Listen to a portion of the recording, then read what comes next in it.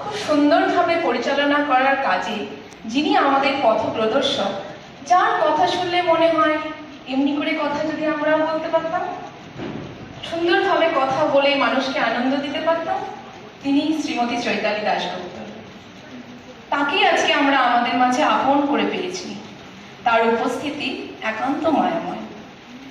শুধু কথা বলার ধরনই নয়, একজন মানুষের চরিত্র এবং ব্যক্তিত্ব ফুটে ওঠে তার নিজস্ব স্টাইল, এবং সেই স্টাইলের উপর ভিত্তি করে রুচিসম্মত দৃষ্টিনন্দন সাজই মানুষের মন কাড়বেই কাড়বে।